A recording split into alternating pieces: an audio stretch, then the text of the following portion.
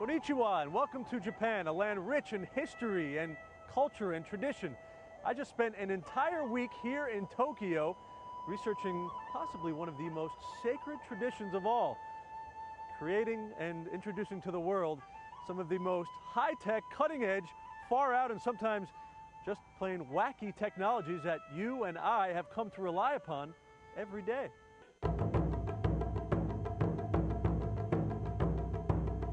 And since Japan always seems to be at least a year, if not two, ahead of where we are in terms of electronics, for the next half hour, I'm going to show you everything I found scouring the streets of Tokyo, everything from robots, real robots that live with families, to high-tech toilets that will actually help entertain you while you do your business.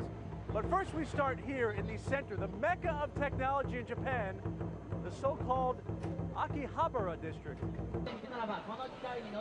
If it has an on-off switch, or even the slightest connection to anything that has an on-off switch, you will find it in Tokyo's Akihabara district, sometimes called Akihabara Electric Town. It's the first place techno tourists rush to see as soon as they deplane. There is something that you can find here before everywhere in the rest of the world. Yeah, you can get more or less anything here. Everything from MP3 players into cheap DVDs, but be prepared for the Japanese. If you want English instructions, you have a challenge. The area really took shape after World War II. It started as a black market for buying wireless radios, cutting-edge technology at the time.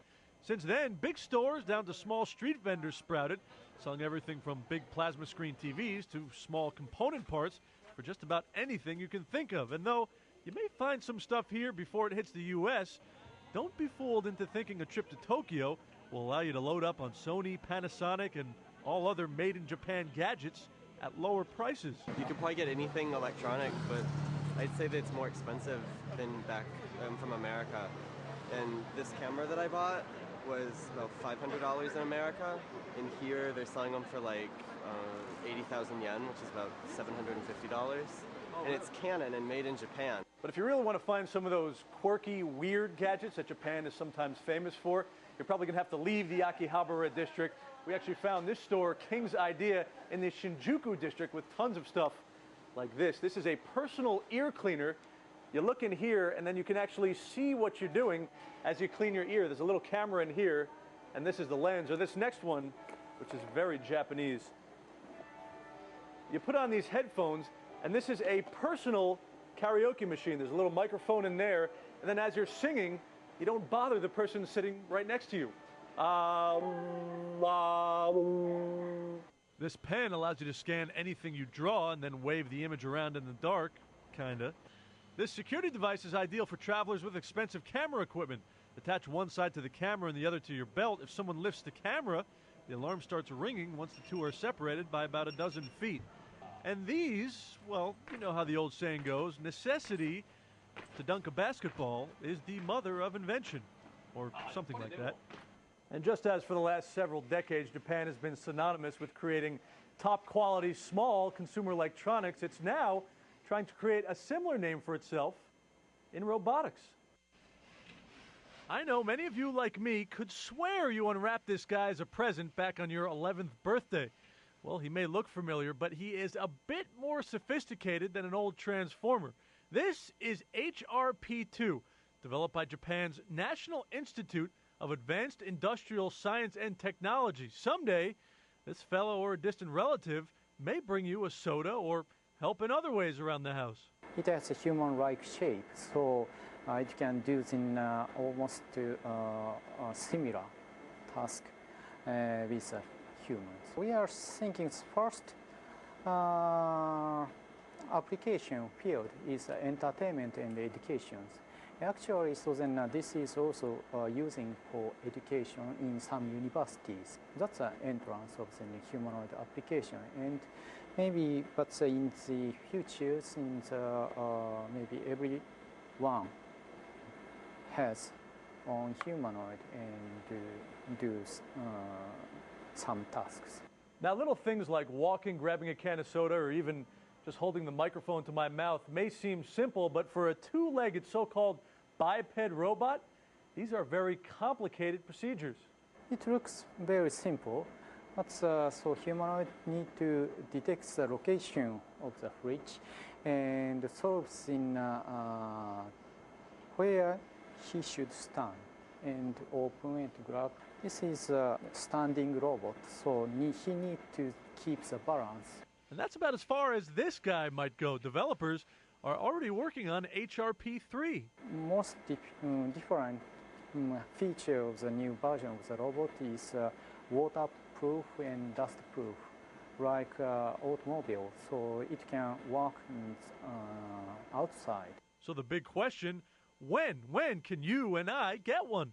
Nowadays, technology is going faster and faster, and we hope in maybe middle of this century, so we can deliver the humanoid robot within every house. Great. Now can they just develop something to ensure I'll still be alive to buy one in 50 years? These robots are not designed to scare you, nor are they designed to be all warm and fuzzy to keep you company. These robots are generally designed to help you in a worst-case scenario. They are all the brain children, or brain beings, of Tokyo Institute of Technology professor Shigeo Hirose. It is good to have robots which can perform tasks too difficult for humans, like dangerous places, to remove landmines, or search and rescue or exploration. If Japan is among the countries at the forefront of creating cutting-edge and practical robots, then consider Hirose among those at the forefront of development within Japan. If man or nature can conjure up a physical obstacle, seems Hirose can conjure a way to send a robot through, over, or around it. Now, you may have noticed a lot of the robots here kind of resemble animals from the wild. Well, Professor Hirose admits he did study certain animals like spiders and snakes and did use them as inspiration for a lot of his creations. I research robots that can move freely in different types of environments and in the most suitable way. I worked on real creatures like snakes. When I want to create a snake-shaped robot, I kept a real snake for years and watched how it moved. And if I want to create a robot that crawls up a wall, I look for the animal that does the best. It's not imitating an animal, but more learning how it works. One place it's tough to envision big, clunky metal robots is somewhere underwater, but submerge this guy, and he's smoother than he was on land. The most difficult part was how to make an entirely waterproof body. The other difficult part is how to make it compact. The roller walker draws from both Mother Nature and human nature. It's a hybrid that adjusts to the terrain. It works when it's in a situation where it's more efficient to do that. But when it gets to a flat surface, it's more efficient to have wheels and it moves fast. So it's a hybrid. But not only adding wheels that drop down, it's more efficient to put the wheels under the legs. For a need factor, though, tough to top those, right? Well, check out this planetary rover. It's actually one so-called mother robot who brings along her robot offspring for help. When it separates from the mother robot, it is the hand if you find something to pick up.